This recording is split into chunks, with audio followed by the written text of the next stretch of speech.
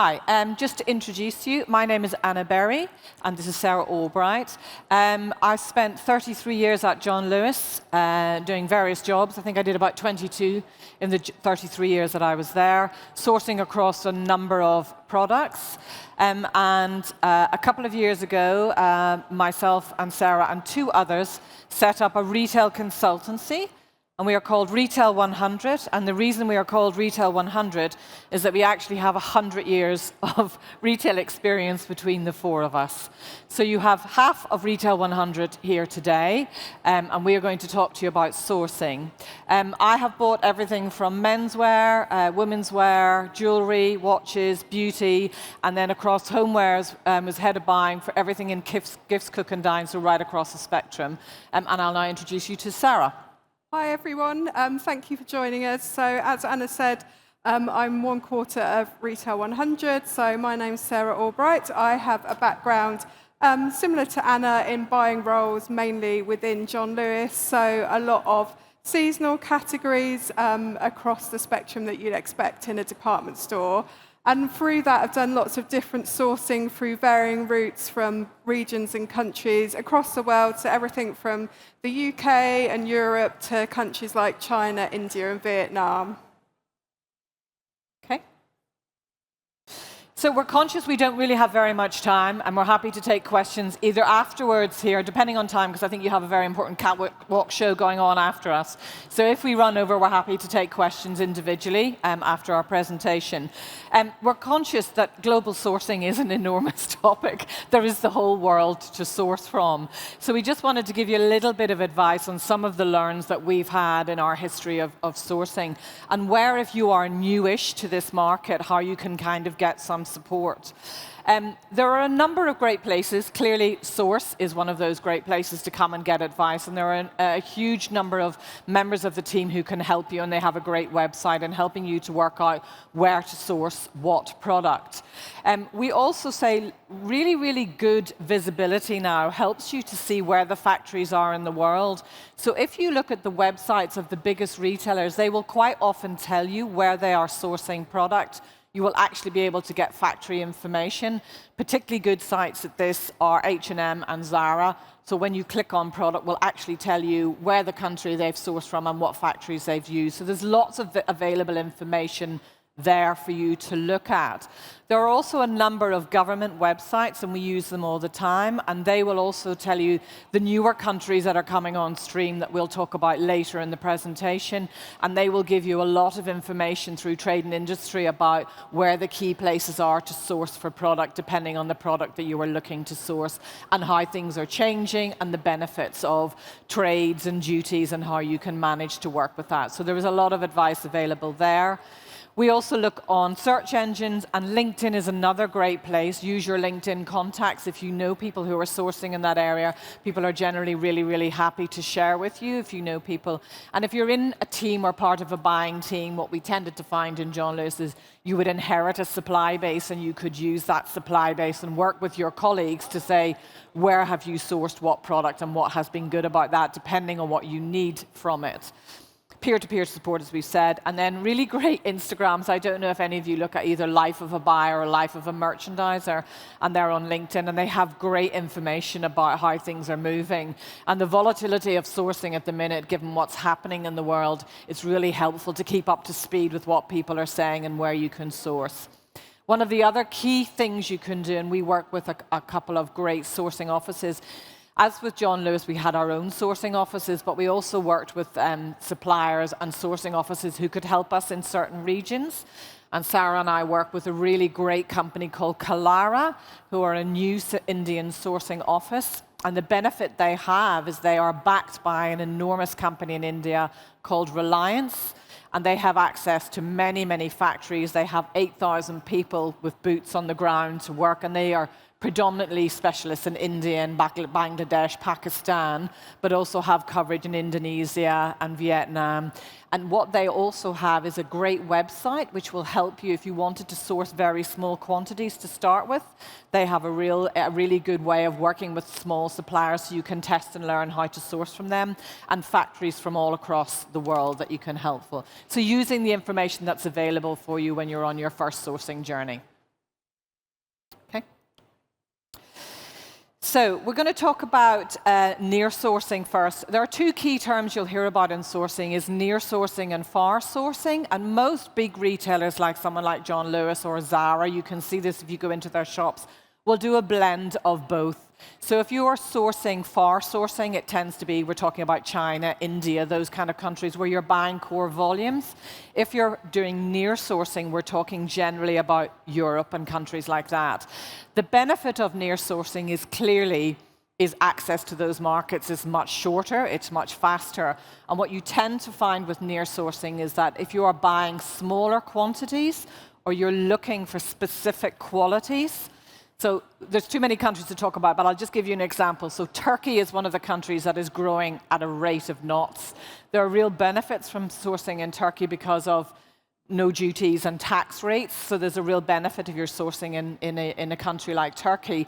They also have great authority in textiles and great authority on quality organic cotton and embellishments. They also do great glassware, they do great copperware, and they do other products. So they're very, very strong on both homewares and fashion, and they have access to great factories.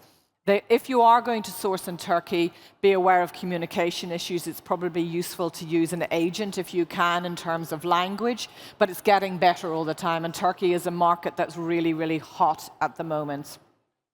Another market that you probably have heard of is Portugal. So if you're looking for product that is more mid to premium and you want smaller runs of products and you want the ability to turn things around quickly, what you tend to find is the big fashion houses like Sara, who may source core products from somewhere like a far source like China, will look to turn small runs out of countries like Portugal in terms of their more mid to premium, Turkey in terms of embellishment, and how they can then respond to fashion. So fast fashion companies will now have what's called a blended sourcing strategy.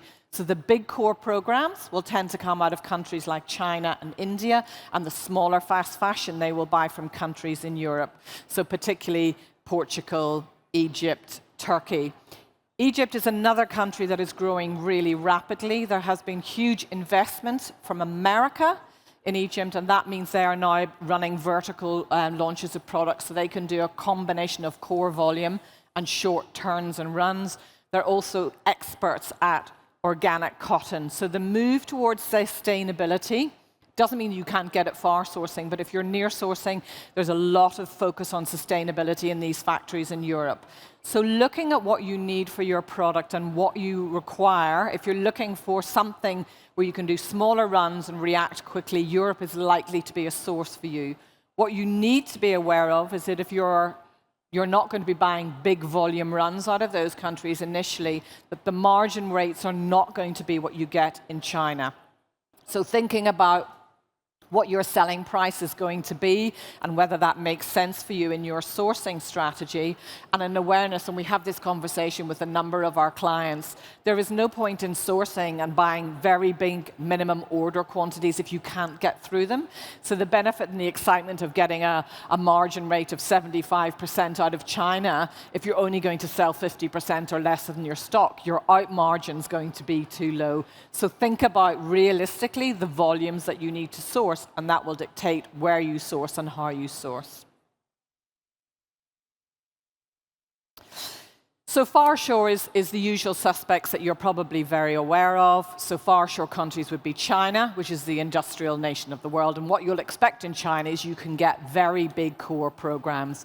So you will tend to find that someone like a John Lewis or a Marks and Spencer's or a Zara and H&M in terms of fashion will buy very large denim programs out of China, so core jeans or core volume ranges they would buy in somewhere like China, but the more fashionable embellishment, maybe jackets or dresses, they might then buy in Europe that are smaller runs. But where you have a big core program, you would expect to source it in somewhere like China or India. So India is the other key area you will find a lot of denim comes through, and Bangladesh is one of those key areas. So if you go into a Zara and you look at their labeling, you can basically see it's all very obvious now in terms of where countries sourcing. And digital passports are a really important thing in sourcing now, and you'll see that QR codes are appearing in all of the products in the big retailers, and this is only going to increase in terms of sustainability. So as a customer, you will be able to look at a QR code and see where that product has been sourced from.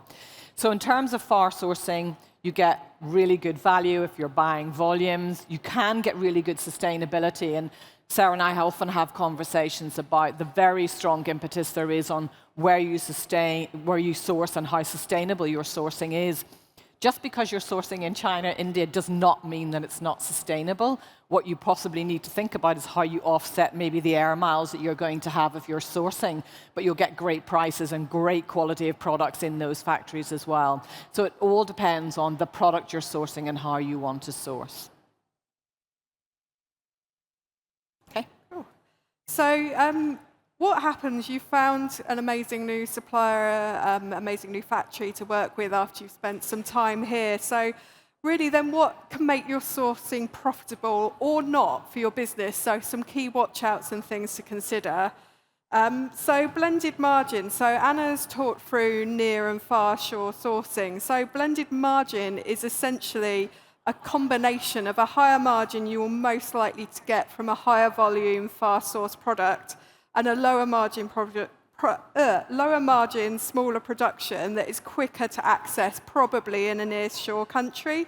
And understanding the balance between these and therefore the effect on your margin is key. So when you're looking at something like this, it's really about the planning. So you'd kind of say, I'm going to do the bulk of my volume in a far-shore country at a high margin, but if I want to repeat quickly and access more of that product, I found a near-shore country that can get it to me much quicker, but I might have to compromise on margin.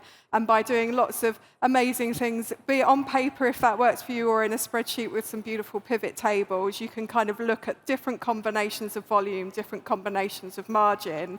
But a lot more retailers are working with blended margin now because there are so many political, economic, social factors going on in the world that to put all your eggs in one basket, be that near or far, can be quite a challenging moment in time if there's a problem with the production. And then similarly, cross-costing between factories. If you can, as within all things in life, get quotes from more than one supplier. To do this and get comparable pricing, though, you must give a clear and structured brief around the product you're looking to buy and how many you're going to purchase, along with any other requirements such as packaging or audits, because otherwise you just don't get a like-for-like comparison, and further down the line, people will be like, well, if you want that sort of packaging, well, I'm going to have to add a few cents on here, or if you're going to do that, that's a few more euros there. So be really clear and specific. And then container fills, another kind of super glamorous subject that might need a spreadsheet. But to get the best out of your shipping rates, which are once again rising at an alarming rate, you need to be aware of how much you're ordering it will take to fill a container. So it's not necessarily completely to fill a container is what you must do, but to get the best pricing, if you pack and ship your products in the most efficient manner. This is often sometimes why it might make more sense to do things like get product ready for sale once it's actually in this country. So sometimes people pre-sale and add the hangers onto clothing items in the UK, because actually to ship them with the hangers on creates air or space that isn't efficient.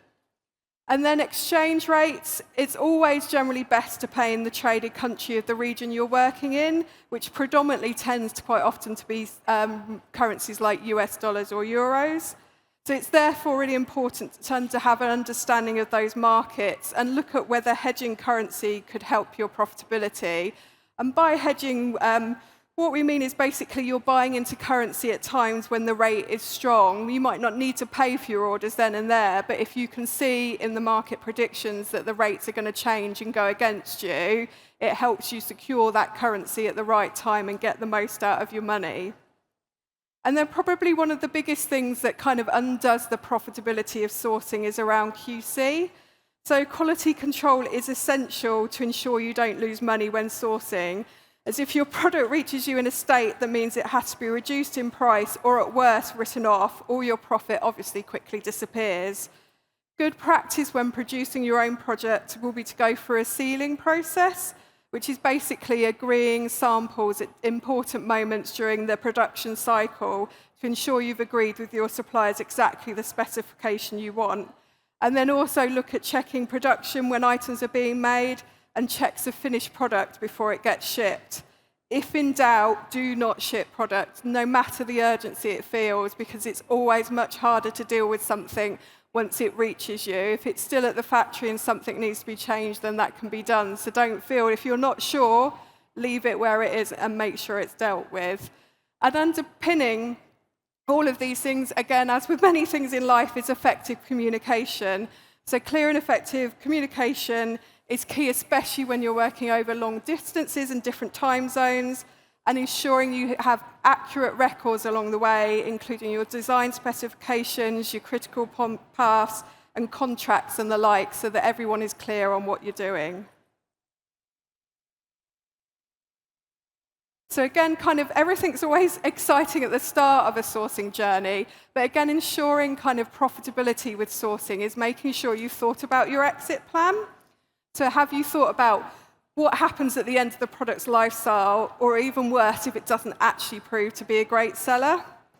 So if your intake margin is good enough at the start of the process, you potentially can mark down profit and still remain profitable. So say you can work out that you could mark down your products between 30 to 50% and still have a profitable margin, then that's a great way to manage the risk in sourcing products and keeping them profitable. If a further discount than that is needed, probably likely the product wasn't ever really going to sell very well, and sadly it will just have to be a bit of a loss. But if you can look at between 30 and 50% reductions and still find that you're clearing a level of profit, then you should be in a good place. Then trying to cancel out of stock with factories, thinking about the implications. So is it even possible? And it should be a conversation you have with your producer at the start of the process, rather than at the point of desperation or needing to cancel when there's a time pressure involved. And then if a cancellation is agreed, making sure you're clear on the implications. So it can feel like, oh great, I don't have to take it. But actually, is the factory going to need to sell that stock to someone else? Do the raw materials already exist?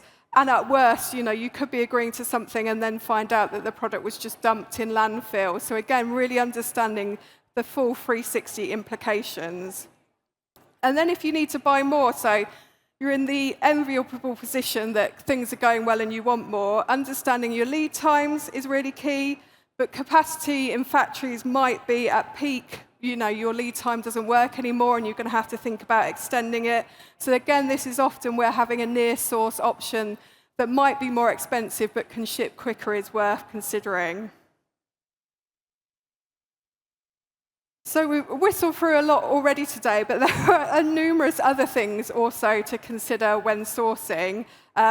And we've kind of listed a few there, and some of them you might kind of be more aware of, and some feel obvious, some less so. But you've kind of initially got to consider things about regional nuances. So many of the big sourcing countries are vast, and practices will even vary from area to area. So never make assumptions that just because you've dealt with one factory in China, it's going to be the same across that country. That country is huge. And then again, you're going to get a lot of differences around national or religious holidays. So this is another nuance that's really important to understand, because it really can impact on your production and shipping lead times, and understanding what might be observed in what countries and areas, and when the factories might be shut for significant periods of time. So the most obvious one people always know about is kind of around Chinese New Year and the factory closures then. But there's a vast array of other days or weeks that exist in countries' calendars that you need to think about. And cultural variations, just because it's how we do something or how you behave in your business or country, doesn't always apply in different continents. And that being respectful of different cultures, but really comes through getting to know and understand your new business partners and taking time to kind of work with them and communicate effectively. And then language barriers. We are ultimately incredibly lucky that English is such a commonly spoken language across the globe, but again, never assume that this will be the case, and be keenly aware of things that might become lost in translation. Freight forwarders, so again, these generally can be quite big companies, but they'll work out with you whether you need to use a freight forwarder to ship your product. And it's an important consideration because actually they can be quite useful in helping you along the way. It's a whole different topic to start talking about Incoterms, but when you're shipping, there's lots of three-letter acronyms ranging from FOB to DPD that are all kind of different duty-relevant terms that your freight forwarder could help you with. Then free trade agreements, so keeping an eye, I mean, you're going to have to keep your eye on a lot of things, but keeping an eye on political changes. So that means new deals with countries might come into place where duties are either added or taken away. This happened to a degree post-Brexit, but can often stall around election time. So many countries are going through elections this year, it has actually slowed this down. But once everyone decides who's in power in all the different countries, they expect there to be a lot of deals starting to be done. Legal and regulatory requirements, again, don't fall foul of the law and always take time to understand the regulations that relate to your product categories. And this is especially important when dealing with children and babies products, for instance. And then the last few coming on now, we're whistling through them. Critical path. So it's always worth agreeing and managing some kind of critical path document when sourcing. Whether it's handwritten or a detailed spreadsheet, they're just key for keeping you on track, making sure you're progressing and meeting deadlines. And then if you need to travel, and it's again potentially obvious, but thinking about visas, kind of people like think last minute they can just hop on a plane and go and check what's happening. But quite often to meet in real life, you'll have to plan in getting business visas to work in different countries. And then sustainability, again, another huge topic, but have you explored and considered the sustainability elements of your production choices? So is the factory, for instance, making the best choices, such as potentially having solar panels on their roof, is one that a lot of people use? And are the raw materials sourced responsibly and not affecting the environment or wildlife? Audits, another kind of regulatory one, but again, what audits or testing might you require? And then finally, agents. Anna alluded to this, so there is so much going on, so many things to consider. You might actually think, I really need an agent to help you with all of this. So if managing all of those different elements from QC to shipping are not viable for you, it might be through time, resource, or knowledge, then it's well worth considering an agent to help support you. For a percentage of the order cost or set fees, they'll manage everything for you and often be on the ground in the country to keep a close eye on things. So as we say, it's kind of been a bit of a whistle-stop tour of all the key points around profitability in sourcing. Keeping an eye on all those elements will really help you kind of take some amazing product that you've seen in these halls over the last few days and make it work for your business. I think we've got probably a few minutes left if there are any questions.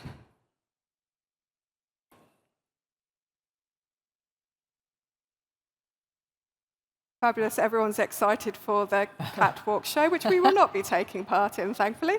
But thank you for all listening, and we will be milling around if anyone's got any questions they want to come up and speak to us personally about.